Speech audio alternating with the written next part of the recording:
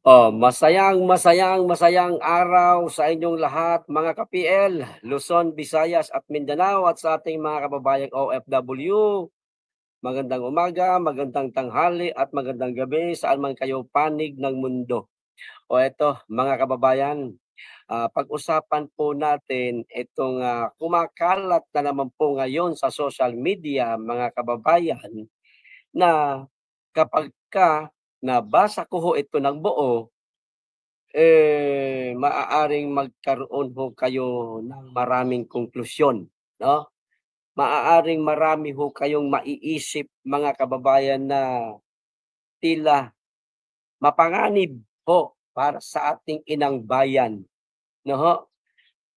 Itong post na ito na nakita ko ho mga kababayan, hindi pa ho matagal na mula nang nai-post po ito ng isang, Facebook page na nagngangalang, ayan Mindanao Digital Press Reportage, di umano ang pangalan ng kanilang Facebook page mga kababayan. Ayan 3 oras pa lamang po ang nakalipas, ayan 3 oras, oh. Kaninang 8:50 po ito, inilabas nila mga kababayan na kung, makikita po ninyo ayan, nandiyan po yung screen, ayan mababasa niyo naman din po siguro ito mga kababayan, maaaring magkaroon na po kayo ng, maaaring konklusyon, ayan, maaaring magkaroon na ho kayo ng mga puwede hong, magiging katanungan po ng inyong kaisipan, 'no ho. Pero mas matindi ho itong babasahin ko. Ayan, ito mga kababayan, 'no ho. Kayo na pong bahalang humusga mga kababayan kung ano po ang masasabi ninyo dito ho sa kumakalat po ngayon sa social media, 'no ho. Libre ho kayong magkomento mga kababayan. Ano man ang magiging komento ninyo mababasa ho natin 'yan.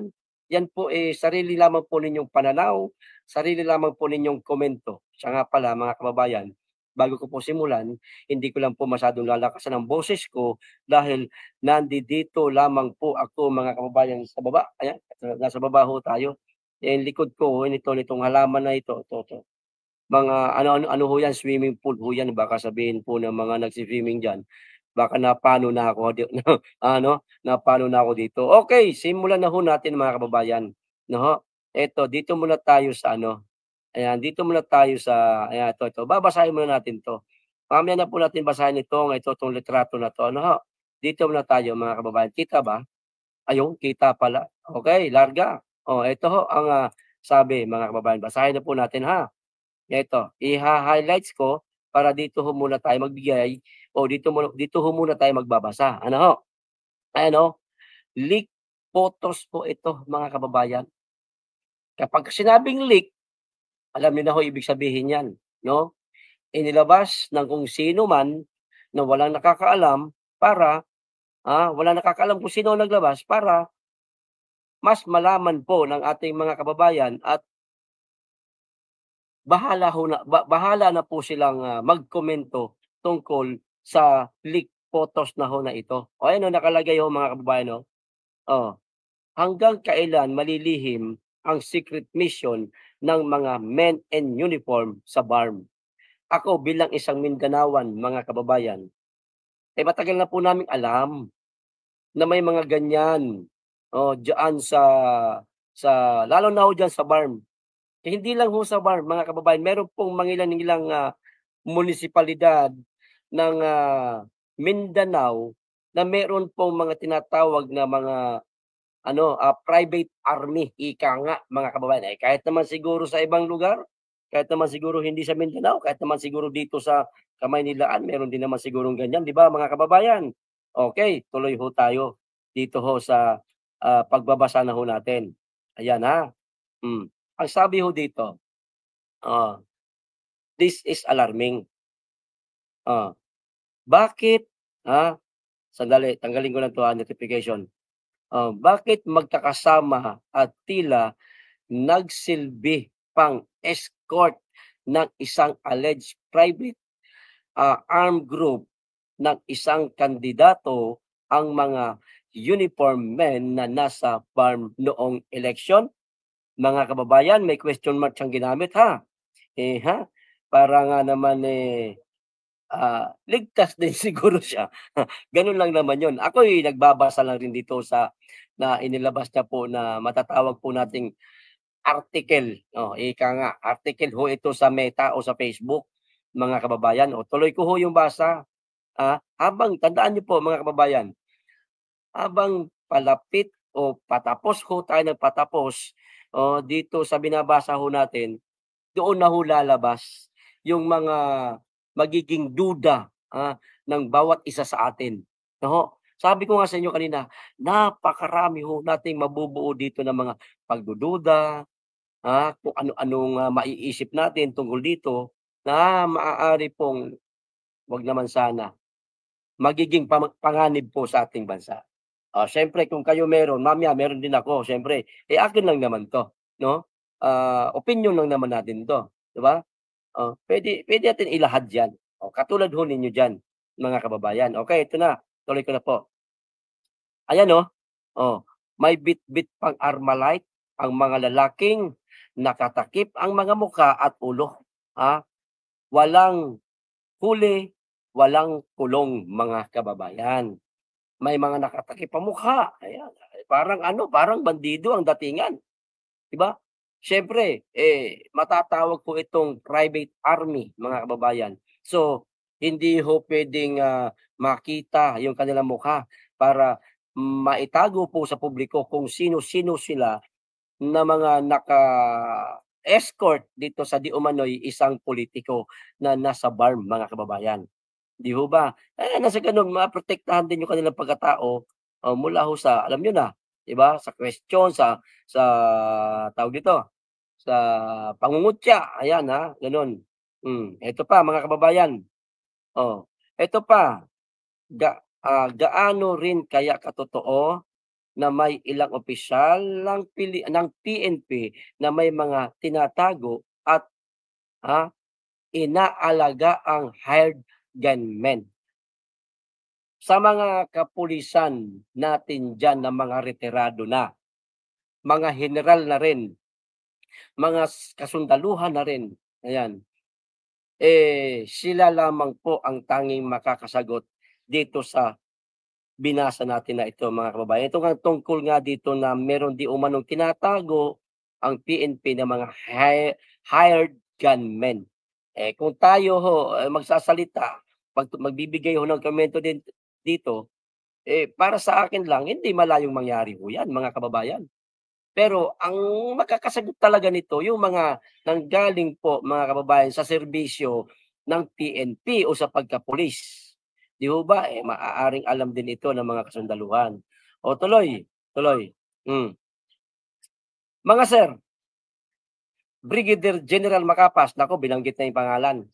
Ito nagbabasa lang ako, Lieutenant General, Navarrete, baka naman paki-explain dahil mahirap ng, magpakata-kata. Ayan, mga kababayan, o mahirap ng ano tawag nito, magpakata-kata, yung bang ano lang, yung maghaka-haka gano'n, parang gano'n, 'di ba?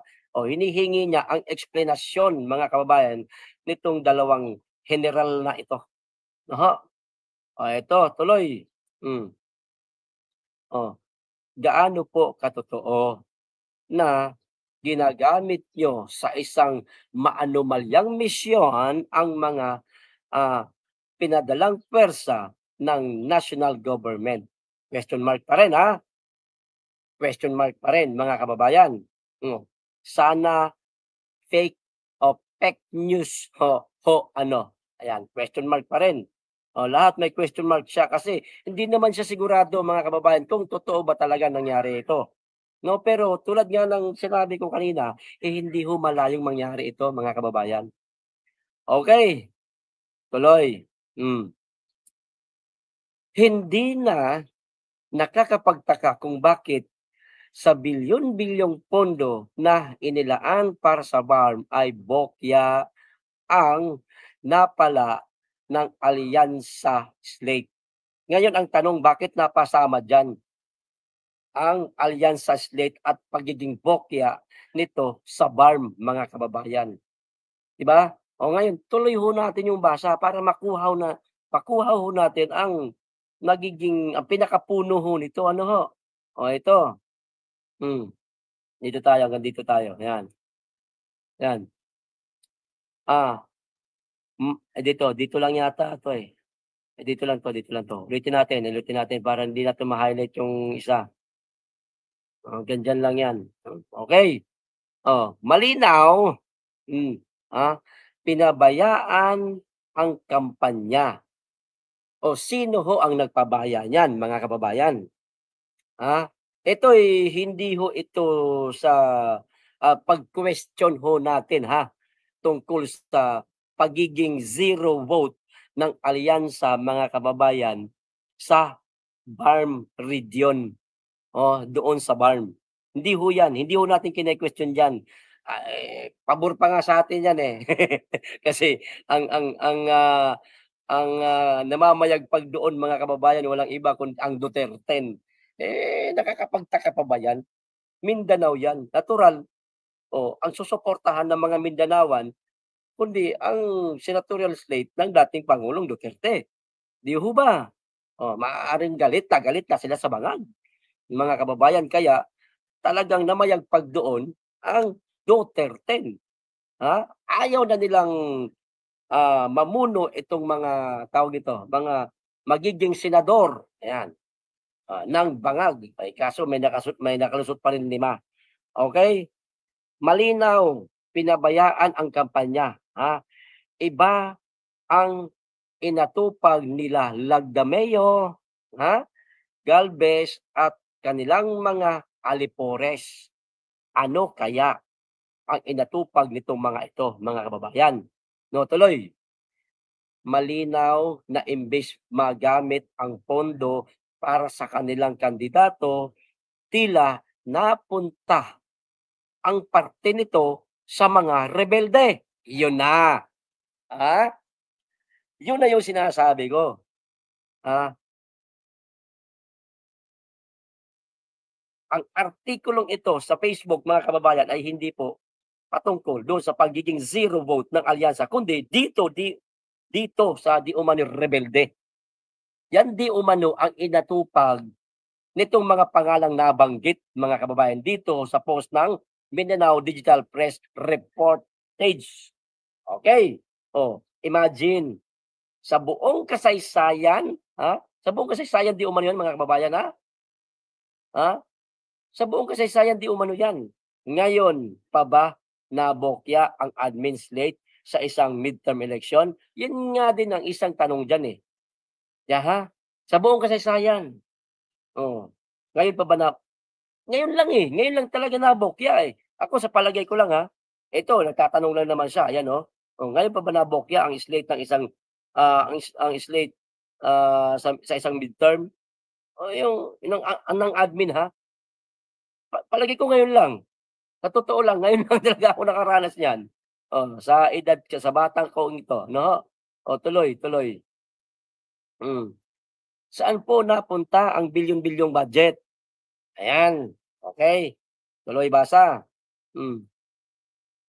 Hindi mapapanis ang isyu na ito dahil ito ang rason kung bakit nagdesisyon ng major reshuffle sa kanyang gabinete, ah sa kanyang gabinete sa PBBM o si PBBM, mga kababayan, ha? At kung ito ay hindi maagapan, ay posible pang humantong sa distab ng administrasyong ito. Yung tungkol po dito sa sinasabi niyang distab, mga kababayan, parang malabo ho ito mangyari, 'no ho? Malabo kasi kung papasok po itong destabilisasyon sa administrasyong Marcos, mga kababayan, sana noon pa, mula pa lang sana noong nagkagulo na itong bansa natin, mula pa sana nung sinabi na ni Pangulong Duterte na bangag si Da Junior, o 'di ho ba? Sana noon pa nung nagsimulang nag-ingay ang maisog, ha? Sana noon pa, nung nagsimulang lumaban si Inday Sara. Pero ngayon malabo na ho ito. Malabo po na magkaroon ng destabilisasyon sa administrasyong Marcos, mga kababayan, dahil ang mga matataas na general sa ating bansa, kung hindi ako nagkakamali, nakadikit po kay Da Junior. Yun lang, opinyon ko lang naman yan. Alam niyo ho kung ano ho ang maaaring mangyari, mga kababayan. Hindi ho destabilisasyon. Walang iba, mga kababayan, kundi maaaring martial law pa. Maaaring totoo po ang sinasabi ng dating Pangulong Duterte, mga kababayan, na hindi di umano bababa sa pwesto si Marcos. Kaya, para sa akin malabo itong kundi martial law pa, mga kababayan. Ano ho? Ito tuloy natin.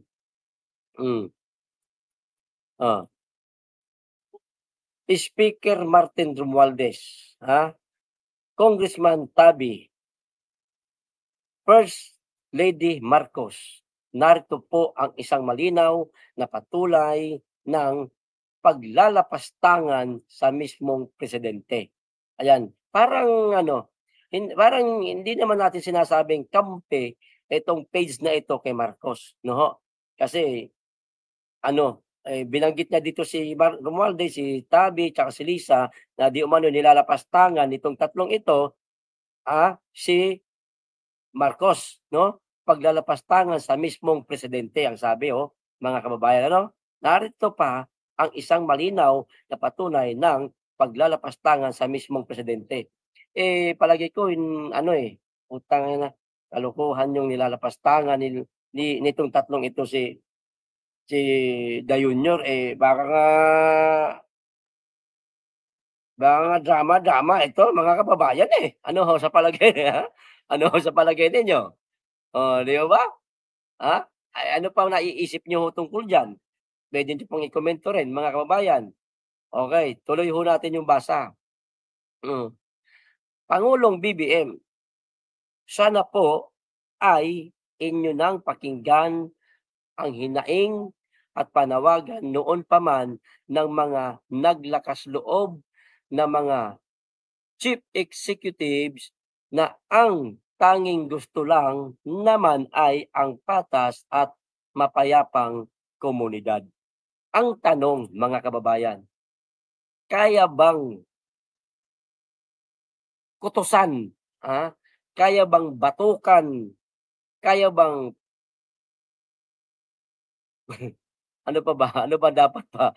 Kaya bang, kondinahin, ayan, para mas maganda, ni Marcos itong nakapaligid sa kanya? Tila siya ho ang pinaiikot na. Wala ho siyang imik, sabi daw mabait daw siya, kalokohan yang mabait na yan. Lahat ng tao merong bait, yun nga lang yung iba, nilalayasan ng bait. Di ho ba, mga kababayan? Yun yung iba, ewan ko lang si Da Junior baka isa siya sa mga nilayasan din ng bait. Di ho ba? Tuloy natin yung basa, kasi wala, magulo ang bansa natin, napatakbo diyan ba ng maayos yung bansa natin? 'Di ba hindi? Nasaan yung bait niya, 'di ba? Dapat kasi kung pangulo ka, magkatambal yang bait at saka tapang. Nandun yung pagiging mabait mo, tama yan. Pero yung tapang mo para panindiganan mo yung mga salita mo, yung mga desisyon mo sa buhay, yung desisyon mo bilang isang pangulo ka ng bansa, hindi, ito gusto ko mangyari. Gusto ko maging maayos sa Pilipinas. Gusto ko walang korupsyon. Gusto ko walang nakawan. Gusto ko walang droga. Yun no? Dapat meron kang tapang pagdating sa mga bagay na yun. Kung wala, ano ba nangyayari ngayon sa bansa? Droga, putragis na yan, krimen, kaliwat kanan, mga kababayan. Diyos ko, hindi naman siguro kayo bulag para hindi nyo makita sa social media. Taliwas po ito, mga kababayan, sa ipinapakalat po nitong si Auntie Claring. Wala naman daw siyang makita. Paglabas niya ng bahay, wala naman daw siyang makita. Kailangan po ba bang makita? Claring, kailangan pa talagang sa'yo mismo mangyari, sa pamilya mo mismo mangyari, sa anak mo mismo mangyari.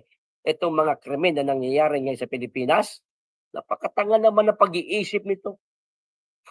Baho ng bibig mo magsalita.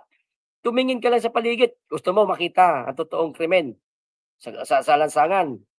Samahan mo ako, Tiklaring, hinahamon kita 1 linggo lang. Sasamahan kita. 1 linggo lang, iba-vlog pa natin, magla-live tayo. Samahan kita. 1 linggo lang, ipapakita ko sa iyo ang napakaraming krimen sa Pilipinas. Para mabago yang statement mo na wala naman daw krimen na nangyayari, mababa daw ang kriminalidad sa bansa, mga kababayan. O eto, sobra na, ang gulong idinudulot nila, Lagdameo at Galvez. Kaya pakiusap, 'wag niyo na silang ibalik. Ang pinagsasabihan po dito ni Mindanao Digital Press Reportage, mga kababayan, si Da Junior. Ang magiging komento ko dito sa pakiusap niya na ito, mga kababayan,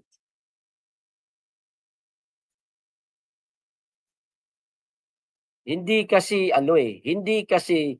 ah, bibida yang mga pangalan na yan katulad ng, sila Lagdameo, sila Romualdez, sila Lisa, sila Galvez kung meron siyang tapang, kung meron siyang, political will, magandang political will, sa kanyang pamumuno. Kaso nga wala,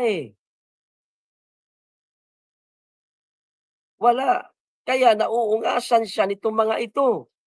Tila siya pa ang pinasasakay at ginagamit nitong mga ito para sa mga kanya-kanyang pangsariling, kapakanan. Yun ang nakikita ko, O eto na ho, mga kababayan, kung ano pa man ang magiging komento niyo diyan, idagdag niyo lang sa comment section. O eto pa, eto na ho yung mismong litrato. O yan, leak photo, mga kababayan. This is alarming. Pulis at sundalo, totoo nga kayang augmented bilang is escort ng ilang kandidato at ng mga supporters noong eleksyon? Ang malala, pati sa private army nito, sila rin ang nakaalalay, kaya kahit pa nakahambalang sa harap nila ang mga Armalite, okay lang? Question mark na naman siya, mga kababayan. No huli, no kulong. Sa madaling salita ho dito, mga kababayan, ano 'to, hindi lang ho ito, tawag nito, may tawag diyan, yung pagiging abusado ho ito, mga kababayan. Ginagamit ho nila itong mga di umano'y mga kung totoo man talaga, ako para sa akin, hindi ako naniniwalang mga ano 'to, mga totoong kasundaluhan at mga kapulisan ito, mga kababayan. Kasi sa kapulisan na lang tayo, ako hindi ako naniniwala, 'no? Kung totoo man ito, 'no, na mga kapulisan talaga 'yan. Ginagamit na na biktima na naman dito ang mga pulis at mga sundalo kung totoo man ito, mga kababayan, kung totoo man ito. Pero sa palagay ko nga, hindi ho ito totoo na mga pulis, na mga sundalo. Baka ito ho yung sinasabi ho ni Ka Eric Celis at ni Doc Loren Badoy, mga kababayan, noong panahon na pinasok po ang Kingdom of Jesus Christ ni Pastor Apollo Kibuloy. Naroon kami noon, mga kababayan, 16 na araw ho kami ron. Ang hinala nitong, nila Ka Eric, nila Doc Loren Badoy at ng iba pa, na di umano, 'no, yung mga ilang pumasok doon na mga naka-uniformeng pulis, hindi mga totoong pulis, kundi yaon mga long hair kasi. Ako saksi ko, may nakita kaming long hair na pulis do'n, na meron pa ngang isang pulis do'n, naka-uniformeng pulis, pero yung patches niya ho dito, 'di ba nakita niyo, naibalita ho 'yun, 'di ba? Ano, Amerika, dito ba 'yun, dito banda o basta Amerika, eh, 'di ba? At yung iba di umano dun, eh, yung mga minero, ayan. Yun yung isa sa mga naging haka-haka nung mga araw na yun. Minero, hindi natin alam kung saan galing 'yan, yung mga minero na 'yan, kung totoo mang minero yun. Oh, kaya nagkaroon ng mga hukayan na hanap na yung heartbeat ni pastor. Oh, at maliban pa ho dun sa mga minero, mga kababayan, eh, yung mga bandidong grupo di umano na hinugot, hinired, kinuha para doon sa operasyon na iyon di umano. Yun ang naging usap-usapan nun, eh, 'di ba mga kababayan?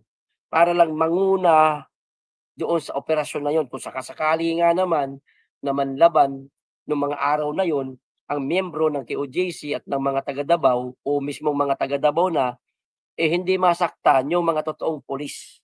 Kundi yung mga, nakita ho natin napakaraming litrato ho nung yung lumalabas mga nakamaskara, hindi ho nagpapakita. Eh, bakit yung ibang mga pulis hindi naman nagmaskara nung mga panahon na yun? Mangilan-ngilan lang may mga nakamaskara, 'di ho ba? Bakit kung nagmaskara yung 10, 20 o 50, eh, 3,000 ho yung pumasok doon sa QOJC. Bakit hindi lahat na lang sila nagmaskara?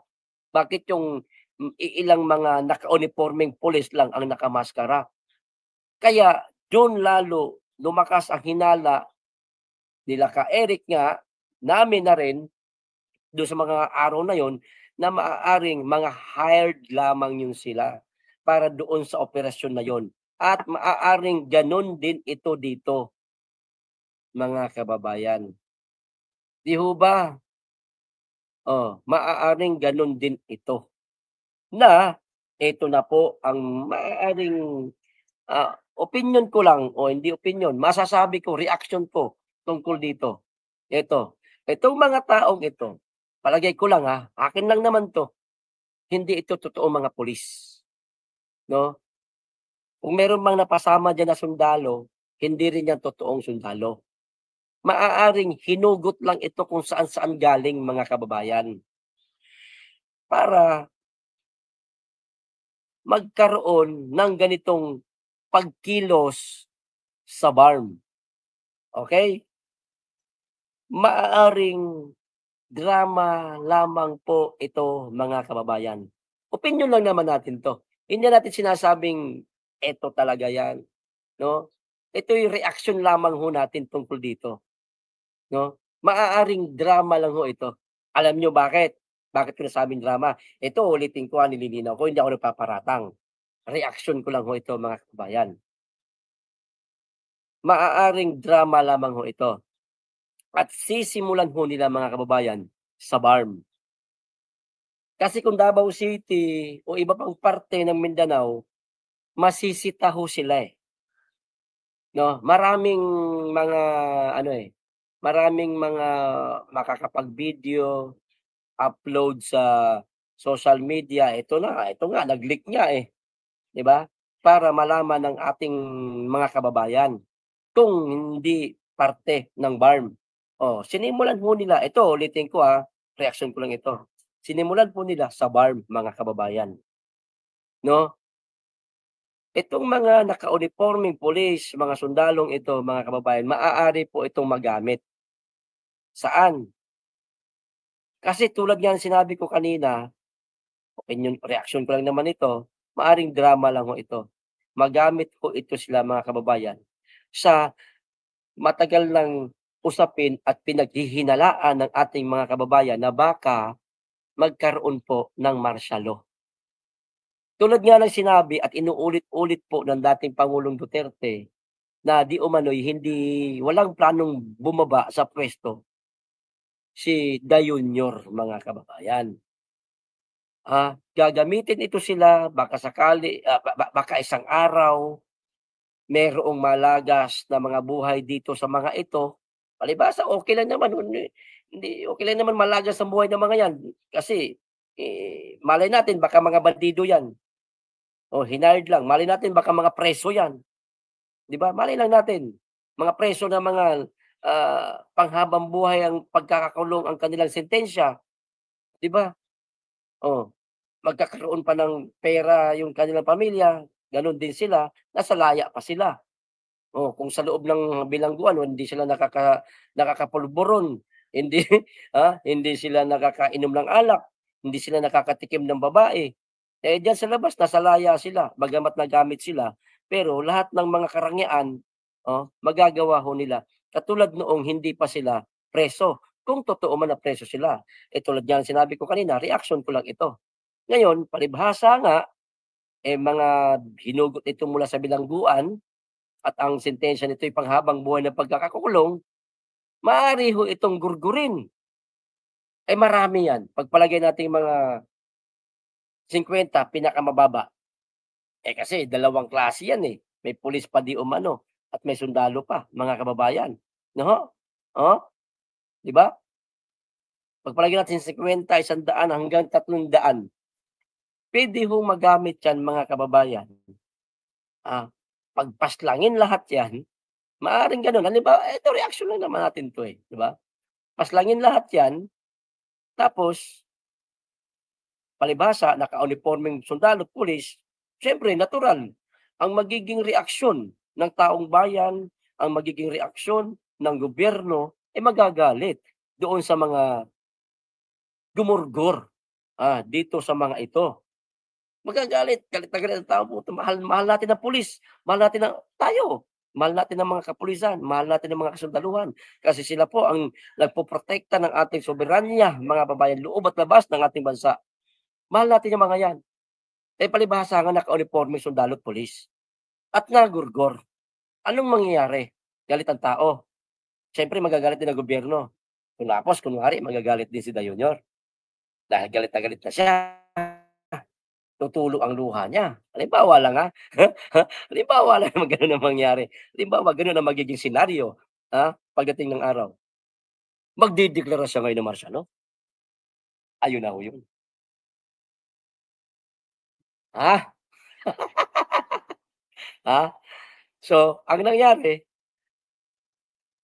nagkatotoo ang sinabi ni Pangulong Duterte na baka nga hindi bababa sa puwesto si Da Junior. 'Di ho ba? Ano ho sa palagay ninyo mga kababayan? Tama ho ba ang ating dating Pangulong Duterte? Marami ho kasing maaaring gawin para mangyari ang isang bagay. Ika nga, kung gusto, maraming paraan. Kung ayaw, ah, maraming maraming dahilan. Yun yun, eh, 'di ho ba mga kababayan? Ngayon kung ano man ho yung inyong komento, yung inyong reaksyon tungkol ho dito, hala sige, ilabas niyo po ang inyong saloobin mga kababayan kasi baka maaaring kulang pa po yung aking reaksyon tungkol dito, maaring mali din naman ako at tinatanggap ko yun kung mali ako, maaring tama din naman ako. Eh, siyempre mas marami ho kayong nanonood. Eh, isa lang po ako itong nagyayaw-yaw dito at ay pawang, reaksyon ko lang ang sinasabi ko o kung yung panig ko lang ang sinasabi ko. Eh, kayo na ho ang humusga, mga kababayan. Okay, o hanggang dito lamang po. Maraming salamat. Mag-iingat kayong lagi at higit sa lahat, mahalin po natin ang Pilipinas, please. Mahalin po natin ang Pilipinas.